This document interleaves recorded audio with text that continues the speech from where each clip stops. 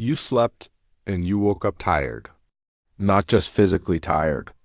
The particular kind of tired that sleep does not reach. The tiredness that is present before the day has asked anything of you. That settles in your chest like something heavy that belongs there. That makes the ordinary demands of an ordinary day feel like they require more than you currently have. You know this tiredness. You have known it for a long time. Perhaps so long that you have stopped thinking of it as something unusual, something to be investigated and understood and addressed. It has simply become the texture of your daily experience, the background condition of your life. The water you swim in, you rest, and it is still there. You take the holiday, and it follows you. You remove the stressors, at least the visible ones, and the exhaustion remains unchanged, patient, present with the particular persistence of something that is not being caused by what you can see. Because it is not being caused by what you can see, the exhaustion that sleep does not cure, the tiredness that rest does not resolve. The mental depletion that returns within hours of feeling briefly better is not primarily a physical phenomenon. It is a subconscious one. And until you understand the specific subconscious mechanisms that are generating it, you will continue to address the symptoms while the cause runs undisturbed beneath the surface of everything you try. Today that changes. Today I'm going to show you exactly what your subconscious is doing that is keeping you exhausted, why sleep cannot reach it, why rest cannot resolve it, and what actually addresses it at the level where it is actually happening. To understand why you are exhausted in the way you are exhausted, we need to make a distinction that modern medicine is only beginning to fully appreciate. The distinction between physical fatigue and subconscious depletion. Physical fatigue is what happens when the body's resources have been genuinely expended, when the muscles have worked, when the cardiovascular system has been taxed, when the cellular energy stores have been used and need to be replenished. Physical fatigue responds to rest. You lie down. You sleep. The body repairs and restores, and you wake up with more capacity than you had before. This is the exhaustion that sleep was designed to address, and for most of human history, it was the primary form of tiredness that people experienced. Subconscious depletion is different. It is the exhaustion generated not by physical exertion, but by the continuous background processing demands of a subconscious that is running. Programs that require enormous energy to maintain, programs of vigilance, of suppression, of performance, of the management of emotions that are not being allowed their natural expression, of the constant monitoring of threat that a nervous system in chronic low-grade activation requires. The subconscious mind processes 11 million bits of information every second. And when a significant portion of that processing is devoted not to genuine engagement with the present moment, but to the maintenance of programs that are generating continuous low-level stress, the depletion that results is real, measurable, and completely resistant to the kind of rest that addresses physical fatigue, because the subconscious does not rest when the body rests. It continues its processing through sleep. It continues running its programs through every hour of apparent relaxation. The body can be horizontal and still, while the subconscious is generating the same cortisol, the same vigilance, the same energy-consuming maintenance of its programs that it generates during the waking day. This is why you can sleep for 8 hours and wake up tired. The body rested. The subconscious did not, and it is the subconscious that is depleting you. There are 5 specific subconscious programs that generate the kind of mental exhaustion that rest cannot resolve. 5 patterns of subconscious processing that consume energy continuously, without the person being aware of what is running or why it is so depleting. The first is the chronic vigilance program. This is the subconscious pattern of continuous threat monitoring, the nervous system perpetually scanning the environment for danger, even in circumstances that are objectively safe. This program is installed primarily in early life, in environments where safety was genuinely unpredictable, where the emotional climate was volatile, where the child learned that relaxing their guard had consequences. The nervous system adapted by maintaining a state of low-grade alertness at all times, ready to respond, ready to protect, never fully at rest in adulthood. This program continues to run long after the circumstances that required it have passed. The person lives in physical safety while their subconscious remains in a state of continuous readiness, scanning, monitoring, using the extraordinary processing resources of the subconscious mind to maintain a vigilance that the actual environment does not require.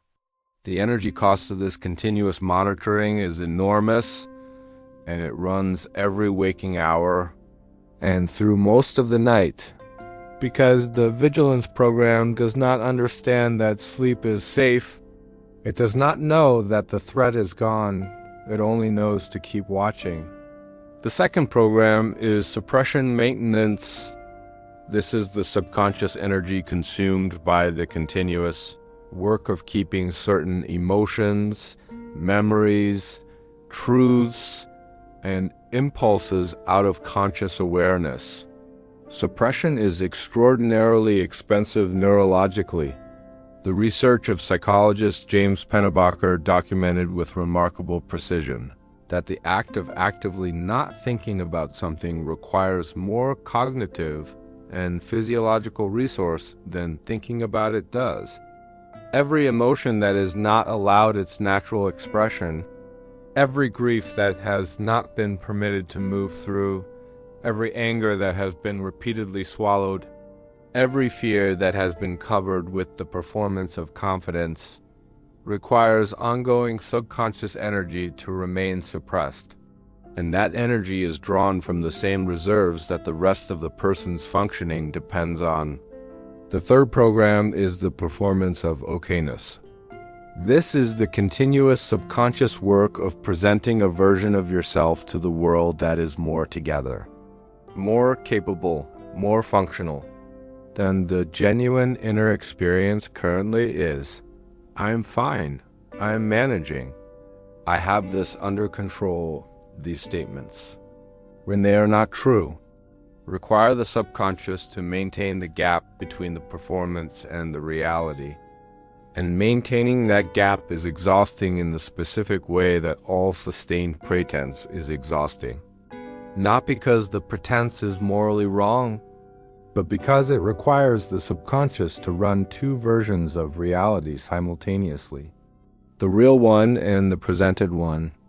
And the energy cost of that dual processing depletes in ways that no amount of sleep can restore, because the performance continues through the night in the form of dreams and restless processing that is trying to reconcile what is real with what is being presented as real.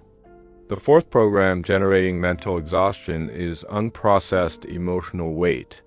This is different from suppression.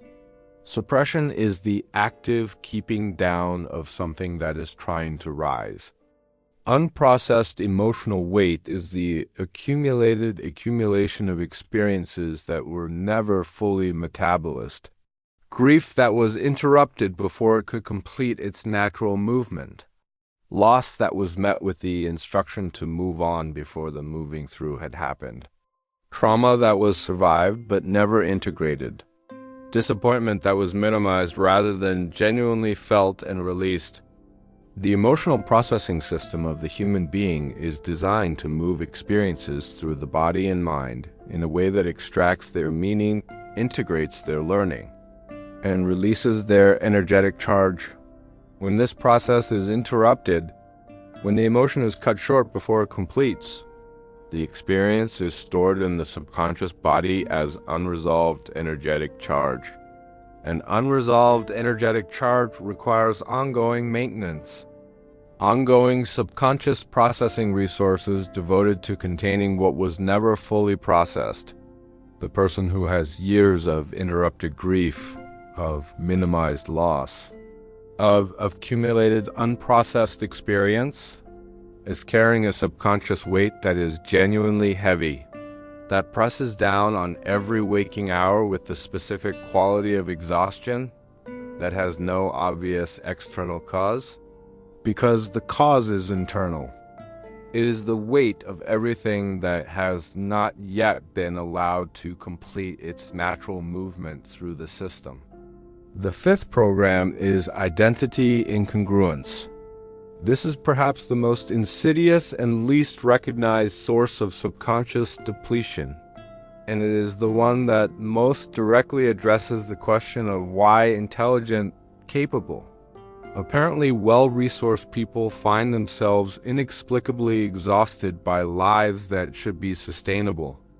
Identity incongruence is the ongoing subconscious cost of living a life that does not match who you actually are, of spending the majority of your waking hours in roles, relationships, environments, and expressions of self that are significantly misaligned with the genuine identity that your subconscious carries as its deepest truth.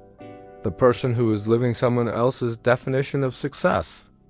The person who is in a relationship that requires the consistent suppression of their genuine self. The person whose work demands the daily performance of a version of themselves that has little to do with what they genuinely value or genuinely care about, is not simply bored or unfulfilled. They are experiencing a specific and exhausting form of subconscious energy drain. The drain of the continuous effort required to be someone you are not, in a life that was built for a version of you that never quite existed. Now, let us understand precisely why conventional rest does not address these 5 programs, why sleep does not resolve them, why holidays do not cure them, why the weekend does not restore what the week depletes. The answer lies in a fundamental misunderstanding about what rest actually is, and what the subconscious requires to genuinely recover rest in the conventional sense. The lying down, the ceasing of visible activity, the removal of obvious stressors addresses the body.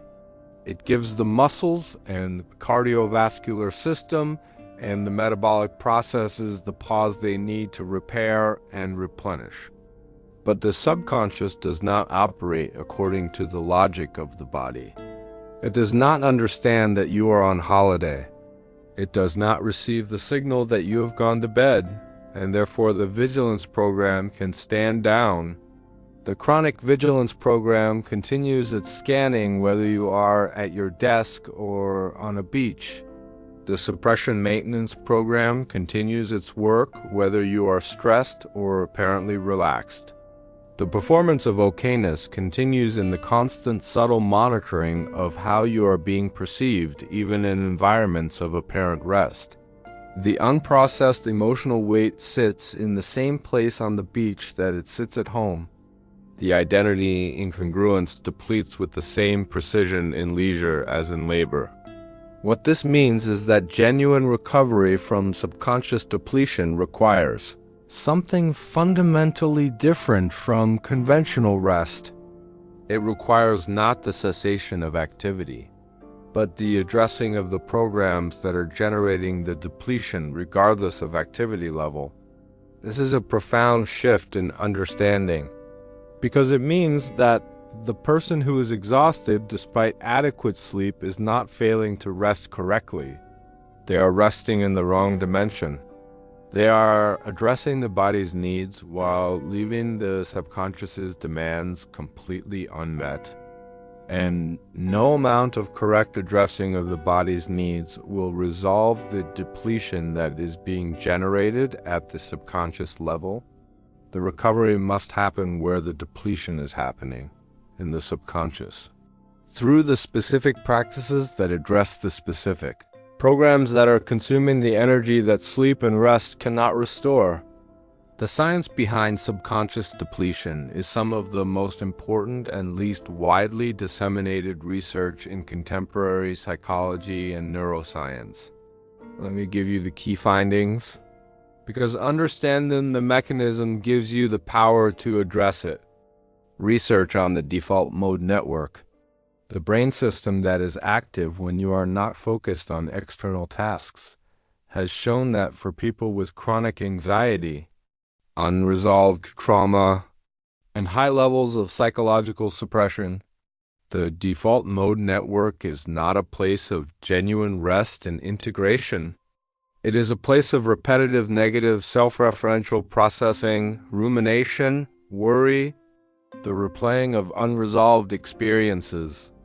For these people, the moments of apparent rest, the quiet moments, the lying awake before sleep, the drive without music, the shower that others experience as peaceful, are experienced as the activation of the exhausting internal dialogue rather than its cessation.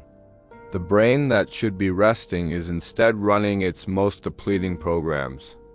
Research by psychologist Baumeister on ego depletion demonstrated that self-regulation, the continuous effort to manage impulses, emotions, and self-presentation, draws from a finite cognitive resource that becomes depleted with use, and critically, the depletion accumulates across days and weeks of continuous demand without adequate recovery.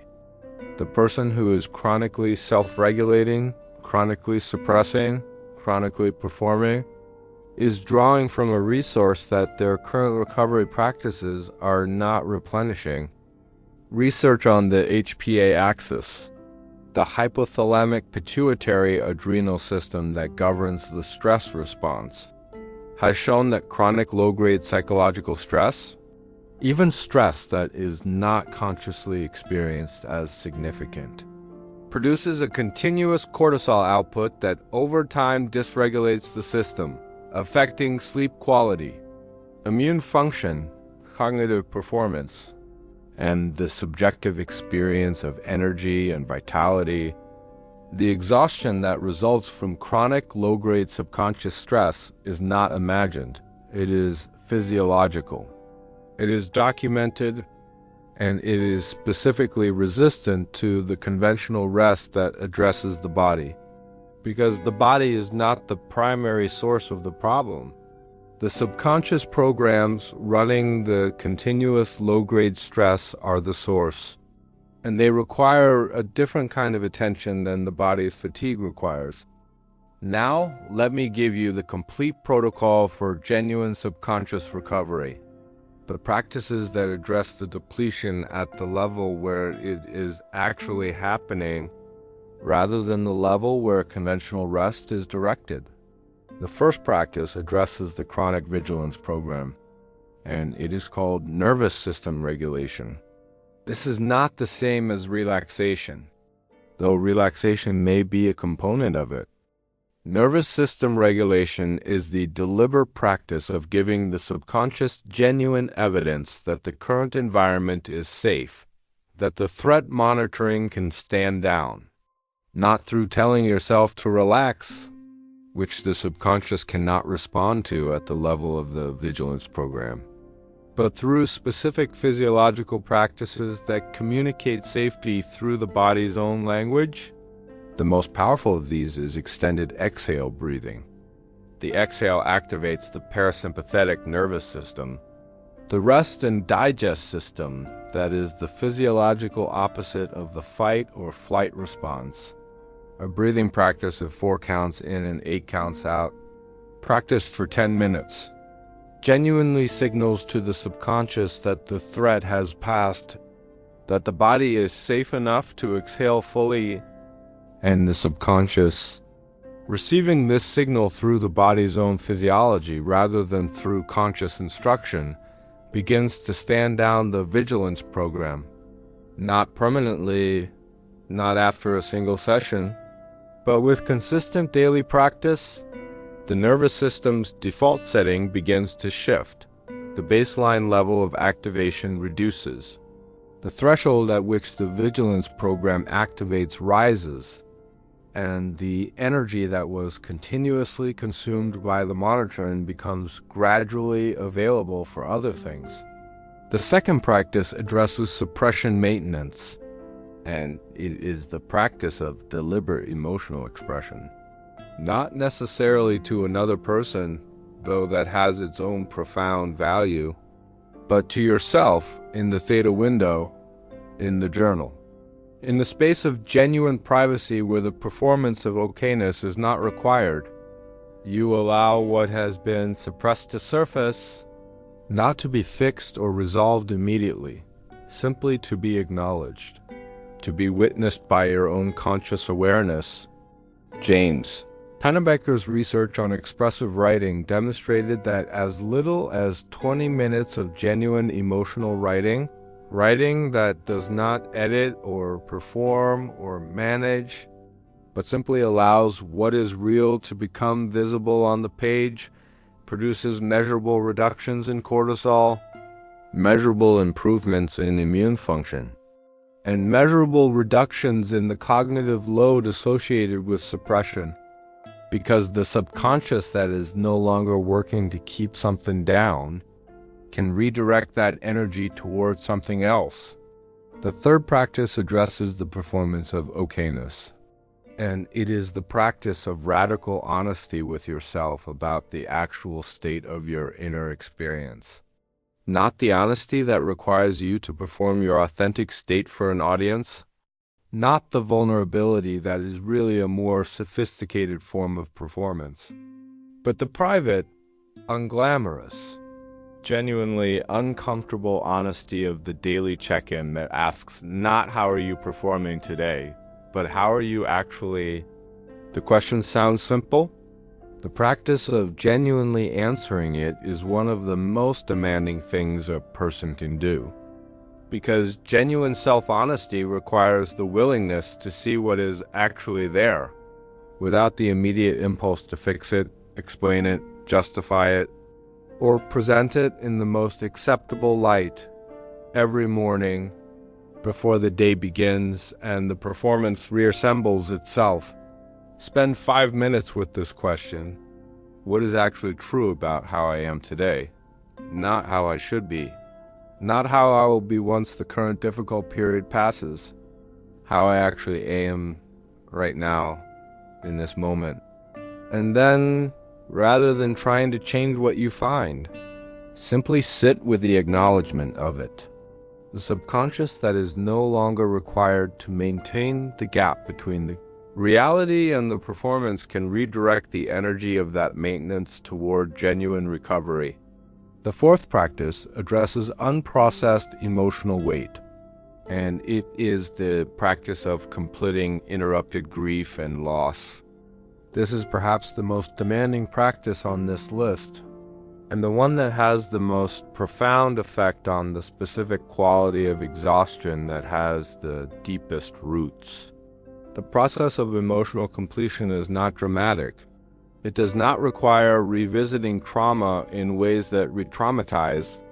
It requires the creation of safe conditions in which the emotion that was interrupted can resume its natural movement. In the theta window, with the deliberate intention of allowing rather than managing, you bring to your awareness the experience that was never fully processed, not to relive it, but to give it the permission to complete its movement through your system, to allow the grief to be grief rather than something to be controlled, to allow the anger to be felt rather than suppressed, to allow the loss to be named as loss rather than minimized as something that should not still be affecting you. The completion of even a single interrupted emotional process can release a quality of subconscious energy that has been locked in the maintenance of that incomplete processing for years. The fifth practice addresses identity incongruence, and it is both the most complex to implement and the most transformative in its long-term effect on subconscious energy. Identity incongruence is addressed not through a single practice, but through a fundamental reorientation of how you inhabit your life, beginning with honesty. The kind of honesty that asks, how much of my daily life is genuinely mine? How much of what I do, how I spend my hours, who I am in the relationships I inhabit, what I pursue and what I have set aside reflects what I actually am and actually value, and how much reflects what was expected, what was required, what was the path of least resistance through the particular circumstances of my history. This is not a question designed to generate dissatisfaction with a life that is genuinely good. Most lives contain more genuine alignment than the exhausted person can see through the lens of their depletion.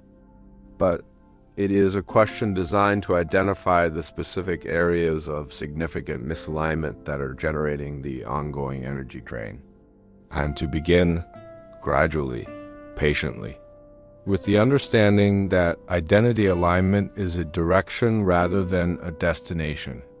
To move toward a daily experience that requires less performance of who you are not and allows more genuine expression of who you actually are. In the theta window of the morning, the practice for identity incongruence is what I call the genuine self-inquiry. You ask, who am I when no one is watching? What do I genuinely care about beneath the layers of what I am supposed to care about? What would I do with this day if it were genuinely mine? Not to immediately act on the answers, but to let the subconscious hear them.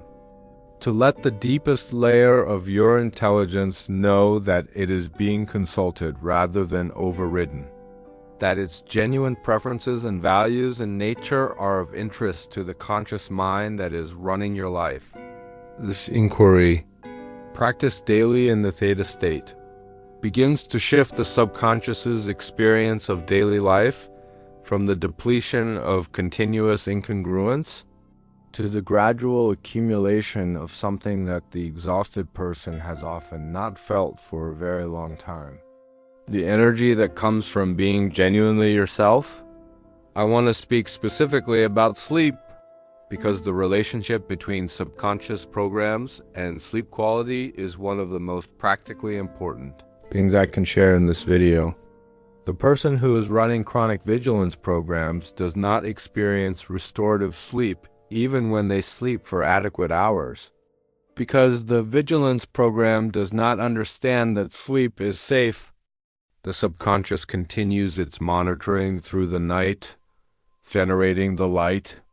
Easily disrupted sleep that the nervous system in a state of chronic activation produces, preventing the deep slow-wave sleep in which the body's most profound restoration happens, and preventing the REM sleep in which emotional processing and memory consolidation occur. The result is sleep that is technically adequate in duration, but physiologically inadequate in quality. The person sleeps but does not restore, because the subconscious did not allow the depth of relaxation that genuine restoration requires. The theta window before sleep is therefore one of the most important intervention points available for the person experiencing subconscious depletion, not as a place to practice relaxation techniques that will be overridden by the vigilance program within minutes, but as a place to give the subconscious specific, genuine evidence that the night is safe. The extended exhale breathing practice before sleep, giving the nervous system a physiological signal of safety. The deliberate naming of 3 genuine points of safety in the current environment, not as affirmations to be believed by force, but as honest observations designed to give the subconscious real data. The release of the day's performance. The explicit permission given to yourself to not be productive or vigilant or managed for the hours of sleep. The genuine invitation to the subconscious to use the night for restoration rather than maintenance. Each of these practices addresses the vigilance program at its own level through the body. Through specific cognitive signals, through the explicit permission that the program has never been given, and with consistent practice, the quality of sleep begins to change, not because you have forced the subconscious to relax, but because you have given it genuine reasons to believe that relaxation is safe. Let me tell you about the specific quality of change that people experience when they begin to address subconscious depletion at its actual source, rather than continuing to address the symptoms with rest that cannot reach the cause. The first thing most people notice, usually within the first 2 to 3 weeks of consistent practice, is not a dramatic increase in energy. The change is subtler than that and more significant. It is the quality of the morning. The first moments after waking, which for people running heavy subconscious programs have a characteristic quality of dread or heaviness or the particular tiredness of waking up already behind, begin to feel slightly different. Not transformed, slightly different. A fractionally lighter quality to the entry into consciousness. A slightly longer gap before the weight resembles itself. This is the first evidence that the vigilance program is standing down even slightly, that the night has provided a fraction more genuine restoration than it was previously providing. The poet Mary Oliver, whose work returns again and again to the question of how to be genuinely alive in one's own life, wrote something that captures precisely what begins to become available as the subconscious depletion lifts. She wrote, "Tell me, what is it you plan to do with your one wild and precious life?" The question is not rhetorical. It is the question that becomes genuinely available, genuinely askable. When the subconscious is no longer consuming all available energy in its maintenance programs, when there is enough left over to actually inhabit the present moment rather than simply endure it. The philosopher and contemplative Thomas Merton wrote extensively about what he called the false self, the constructed identity that requires continuous energy to maintain, and the true self, which requires no energy because it simply is. His insight was that the exhaustion of modern life is not primarily the exhaustion of doing too much. It is the exhaustion of being too little of oneself, too much performance, too much maintenance of the false self, and too little genuine inhabitation of the actual self that requires no performance to sustain.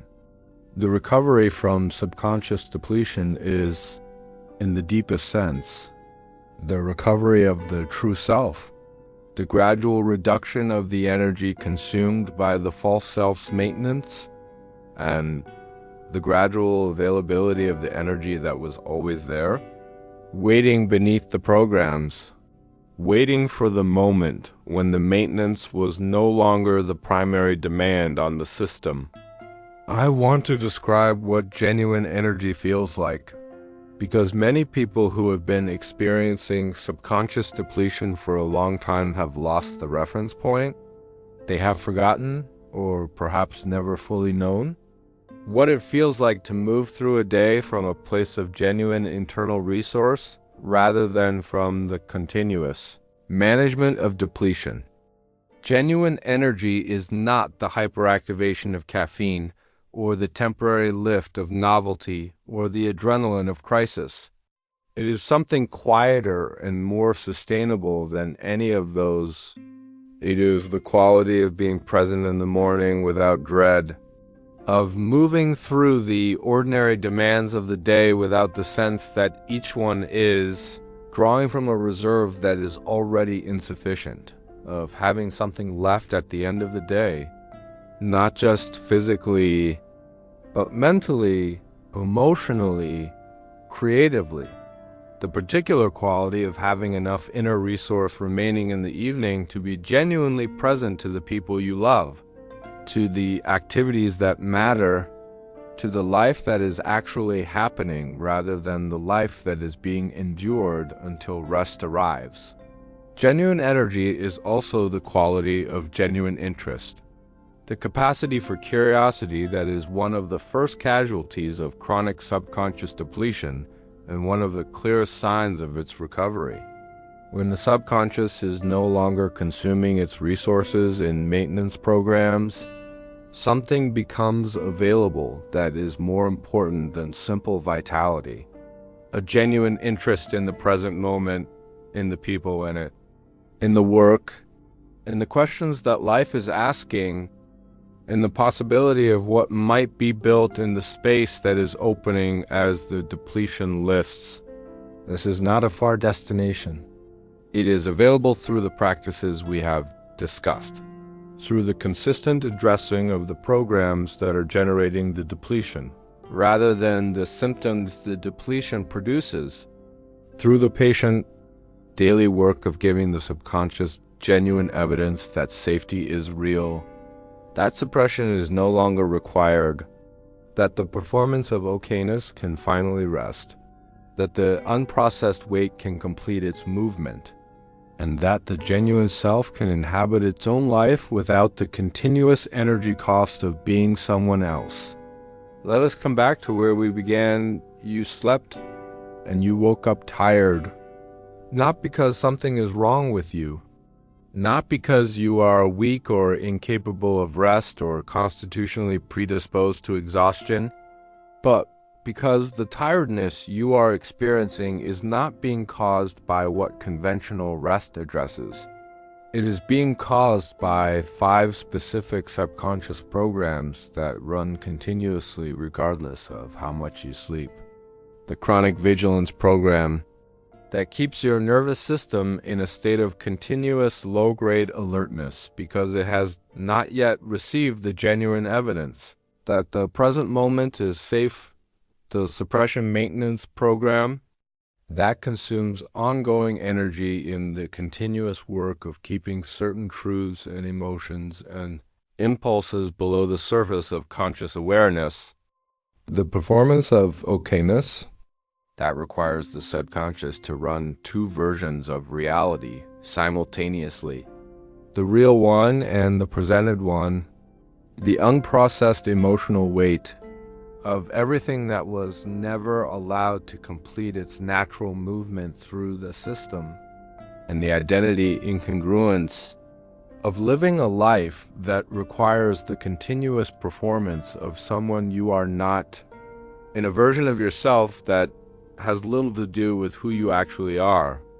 The 5 practices that address these 5 programs: nervous system regulation through extended exhale breathing, deliberate emotional expression in the space of genuine privacy, radical self-honesty about the actual state of your inner experience, the completion of interrupted emotional processing, and the genuine self-inquiry that begins to move your daily life toward authentic expression rather than continuous performance. These are not quick fixes. They are the genuine work of subconscious recovery, practiced daily, in the theta windows of morning and evening, with the patience of someone who understands that the depletion was built over years, and that the recovery will take more than a weekend, but less time than you fear, because the subconscious is extraordinarily responsive to genuine attention, to the real evidence that things are different now, that the old programs are being updated, that safety is genuinely present, that the performance can rest, that the weight can be put down, that the genuine self is finally being given permission to inhabit its own life. You deserve rest that actually restores you, not just the body, the whole of you, and that rest is available, not in the lying down, but in the finally being seen by your own deepest intelligence as someone whose exhaustion is real, whose programs are understandable, and whose recovery is not just possible, but inevitable.